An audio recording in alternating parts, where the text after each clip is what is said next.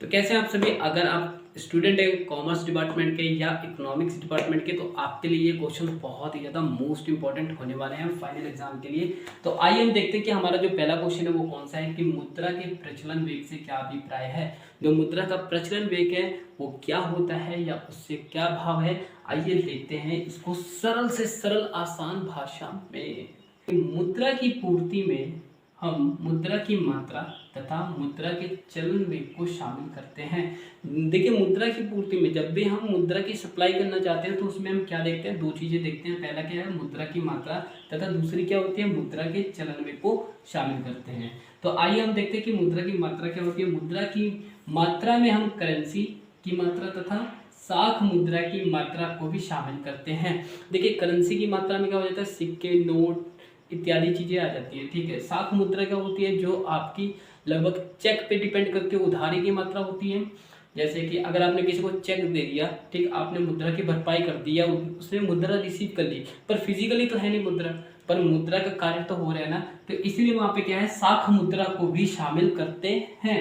ठीक है, मुद्रा की चलन गति से अभिप्राय। देखिए, अब सेकंड पॉइंट क्या था हमारा, चलन वेग था ना, तो उसे क्या कहते हैं, चलन गति से हमारा क्या अभिप्राय है कि मुद्रा की एक इकाई द्वारा एक वर्ष में कितनी बार वस्तुओं तथा सेवाओं खरीदी जाती है। देखिए, एक इकाई से हमारा अभिप्राय है, यदि मान लीजिए एक 100 रुपये का नोट है, ठीक, वो 100 रुपये का नोट क्या है, मैंने अपने पिताजी को दे दिया, ठीक, और पिताजी ने उसे दुकानदार को दे दिया, दुकानदार ने क्या किया, उसे होलसेलर को दे दिया, होलसेलर ने क्या किया, उसे फिर से मार्केट में डाल दिया नई वस्तुओं को खरीदने के लिए। अब देखिए, मैंने अपने पिताजी को दिया, एक बार चला, पिताजी ने दुकानदार को दिया, 2 बार चला, और दुकानदार ने डिस्ट्रीब्यूटर को दिया, तो वो कितना है, 1 2 3, 3 बार चला, और दुकानदार ने क्या किया, उसे चौथी बार में क्या है, मार्केट में दे दिया।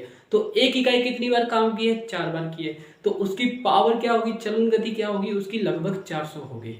ठीक है, तो उसे क्या कहते हैं, चलन गति कहते हैं। और इन दोनों के कॉम्बिनेशन को ही क्या कहते हैं, मुद्रा के प्रचलन वेग से क्या अभिप्राय है। तो प्रचलन वेग का अभिप्राय आप समझ गए हैं कि मुद्रा की पूर्ति में हम क्या देखते हैं, मुद्रा की मात्रा देखते हैं तथा चलन वेग देखते हैं। मुद्रा की मात्रा में क्या है, साख मुद्रा भी आ जाएगी और आपकी करेंसी भी आ जाएगी। और चलन वेग में क्या है, एक इकाई कितनी बार चलन गति से काम करती है या वस्तुएं या सेवाएं खरीदी जाती हैं, इसे क्या कहते हैं, प्रचलन वेग कहते हैं। तो दोस्तों देखिए, हमारा क्वेश्चन क्या है, स्वतंत्र व्यापार के पक्ष में तर्क दीजिए। ठीक है, स्वतंत्र व्यापार क्या होता है, जहां पे सभी को व्यापार करने के लिए क्या है, आजादी प्राप्त होती है। ठीक है, स्वतंत्र व्यापार के कारण देश में एकाधिकार शक्तियां स्थापित नहीं होती। देखिए, देश के अंदर एकाधिकार शक्तियां कौन सी होती हैं, जो कि एक ही विक्रेता क्या करता है, एक ही वस्तु को अपनी इच्छा अनुसार अपनी कीमत निर्धारण के अनुसार क्या है, वस्तुओं को बेचता है। अब देखिए, वहां पे खरीदने वाले अधिकांश लोग होते हैं पर बेचने वाला एक होता है, उस स्थिति को क्या कहते हैं, एकाधिकार कहते हैं, मोनोपोली कहते हैं। ठीक है दोस्तों, तो वो शक्तियां स्थापित नहीं होती। इसके लिए क्या करते हैं, देश की सरकार क्या करती है, विदेशी कंपनियों को भी क्या करती है, यहाँ पे अपॉर्चुनिटी देती है कि आप यहाँ पर आइए, उसी वस्तु को बनाइए। यदि कोई विदेशी कंपनी यहाँ पे उस वस्तु को बना रही है तो यहाँ के लोकल कंपनीज को भी क्या करती है, घरेलू कंपनियों को भी क्या करती है, सरकार प्रोत्साहन करती है कि आप इसको स्वदेशी के रूप में भी बना सकते हैं। ठीक है, तो वहाँ पे क्या है, उनको व्यापार करने के लिए आज़ादी मिलती है।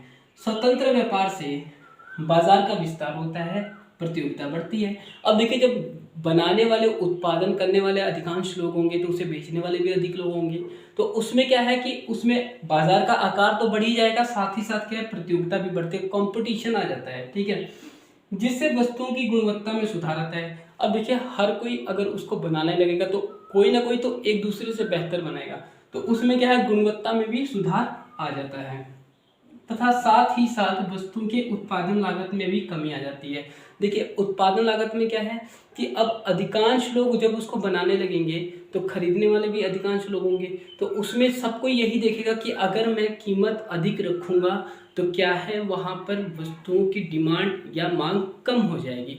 तो उसको बड़े ही सरलता से, आसानी से कैसे कम कीमत में उपलब्ध करवाया जाता है, इसके लिए क्या है, उनकी मैनेजमेंट प्लानिंग प्लान करती रहती है, ताकि लागत उत्पादन का जो है वो कम हो जाए, और उसके कारण क्या है, फिर वस्तु का कीमत भी कम रहेगा। तो ये सभी जो फायदे हैं वो किसके हैं, स्वतंत्र व्यापार के हैं, जिसके पक्ष में हमने ये सब आपको तर्क दिए हैं।